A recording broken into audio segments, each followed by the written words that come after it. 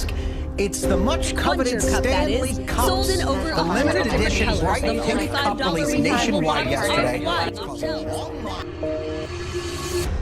This whole Stanley Cup obsession shows an overarching theme in American culture. We're taught to care about things more than other people. I mean, just look at these videos of people trampling over kids to buy a cup in Target.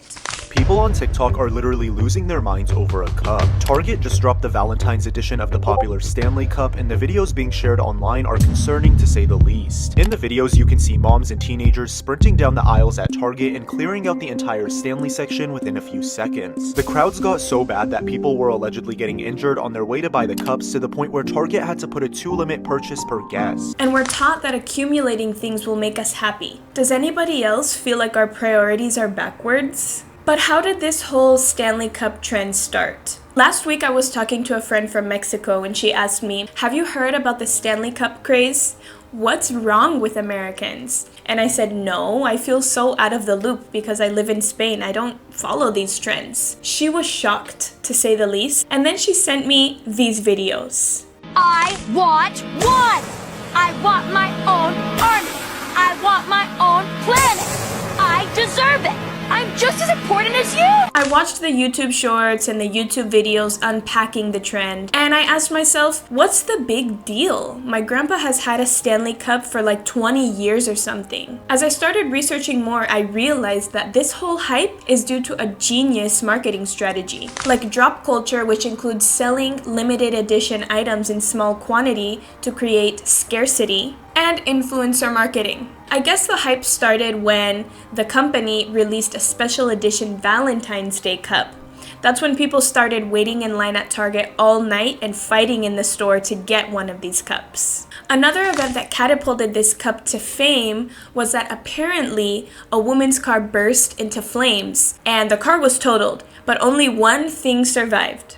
You guessed it, her Stanley Cup. Also, the president of the company gifted her a cup and a new car. And after watching all of these videos of people unpacking the trend and other people fighting over the special Valentine's Day cup, I'm sitting here in Spain thinking, what is wrong with the US? I mean, the water bottles have accessories, they come in over 100 colors, and people are naming their cups. The cups range from $40 to $200. And I get it, guys. They're like vacuum insulated and your drink will stay cold in there forever. But $200 for a water bottle? Who in their right mind is paying that? Americans, please wake up. We can't all move to Europe to understand that this is twisted. I mean, this whole trend represents mindless consumerism at its finest. And when our children are bullied because they don't have a $45 water bottle like I read in this article, there's a problem.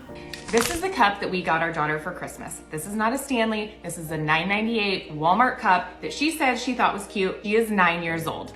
On the second day back to school after Christmas break, she comes home. She's not crying, she's just upset. The girls, all the other girls in her grade, I'm not saying all, maybe she said 9, 10 of them, all got Stanleys for Christmas. And they made sure to let her know that this is not a real Stanley, that this is fake and it's not as cool. And I'm not saying that we should be ashamed by any means of being American or being from the US. We shouldn't be ashamed of our country or our culture. I've lived with that shame of being American because I live in Europe. There are a lot of stereotypes and a lot of opinions about Americans that, quite frankly, are offensive, but kind of true. And we should take this as an opportunity to learn and to understand how we can improve as a society and be aware of what we're consuming when that comes to items and when that comes to media. Because quite frankly, this company has leveraged media, the media that we consume every day online and on the television, to induce us to buy more. And this whole situation got me reflecting on what it was like growing up in the US. I remember one day when I was in middle school, I went to class with Skechers, and one of the kids asked, "Are you wearing your grandma's shoes?" And I just remember being so ashamed because I was like a 10-year-old girl, 11-year-old girl, and this kid was making fun of me because of the clothes I was wearing because Skechers weren't cool. And this kind of obsession with brands is so prevalent in the USA. I mean, people's identities are so intertwined with the brands that they buy. Adidas versus Nike, iPhone versus Android, Hydro Flask versus Stanley's. I mean, seeing literal 10-year-old girls freaking out over getting Stanley's cups, literally oversized water bottles, is so baffling to me. And this kind of fixation and obsession with brand names just doesn't exist in Europe. And that's only the tip of the iceberg. I mean, this whole situation shows an overarching theme in American culture. We're taught to care about things, material items, more than people. And to induce children to consume things like oversized water bottles and makeup through influencer marketing is just cruel. I mean, these are things that adults worry about. Why are 10-year-old girls wearing makeup? And why are 10-year-old girls using anti-age skin products? It's just insane to me. It's just sad to see how these corporations are using platforms that children consume every day to sell to them. And at the end of the day, they're just using humans' deepest insecurity, which is just the desire to be accepted. And something that really concerns me about the US is that there are no boundaries or limits to what can be sold and to who we can sell to. When my boyfriend, who's Spanish, visited my family in the US for the first time, I remember watching TV with him and some commercials for medicine, for medication, would come on the screen. And he would be like, "This is so American. Like, why are you guys selling drugs on the TV? Why are there commercials selling medication on the TV to sick people? Like, why is that a business? Why is our health a business, our mental health, our physical health? Why is that something that's a commodity that can be sold in the US? And that's just it. Anything can be sold in the US. There are no boundaries and there are no limits. There are no moral limits to what can and can't be sold and to who we can sell to. It's just sad to see how teenagers are being manipulated into thinking that their self-worth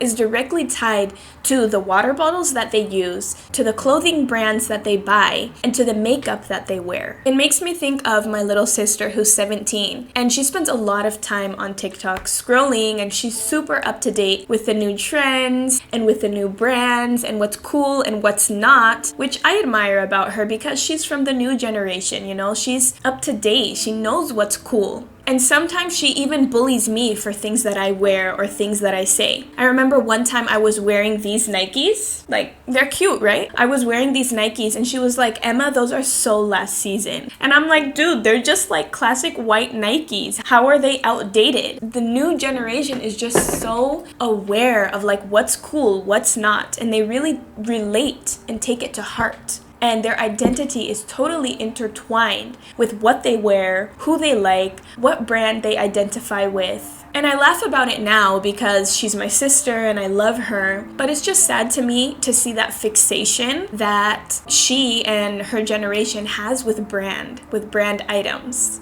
and how they're being targeted because of how vulnerable they are and how connected they are. And after living in Europe for 4 years and traveling to many different countries, every time I go back to the US, I realize that America's sick. I realize that America has serious problems. Most people deal with mental health issues. There's a homeless crisis, there's a drug crisis, and there are so many issues in America. And I think it's up to us, the young people, to be aware. I'm not saying that we can change everything because at the end of the day, like, these corporations and the media has so much power, but the least we can do is be aware and try to learn from other cultures. And I think this is what I love so much and why I'm so grateful that I've lived in different countries and that I've learned languages and that I have contact with people from different cultures. Because at the end of the day, no society is perfect. Europe is not perfect by any means, but I think that we can learn something from Europeans. We can learn something from European culture in the same way that Europeans can learn something from us. And my only hope is that we can be aware of the media that we consume, of the media that we let our kids consume. I know it's easier said than done, but my kids will not be scrolling all day through TikTok. It's not gonna happen. I think we need to be aware of what we're consuming, who we're hanging out with. And my hope is that as young Americans, we can be aware and learn from other societies how to improve our country. Because it's true, America's sick, but no society is perfect, and I think that we can do better. And from this whole Stanley Cup situation, I just hope that we can stop tying our self-worth to what brands we buy, and to how much we consume, and to how many material items we possess, and we can start valuing experiences and knowledge and wisdom and true connection. I know that this video was a little dense and a little bit different from what I usually post, but if you are here and you made it to the end, I think that you'll like this video, so go watch that, and I will see you next week. Bye!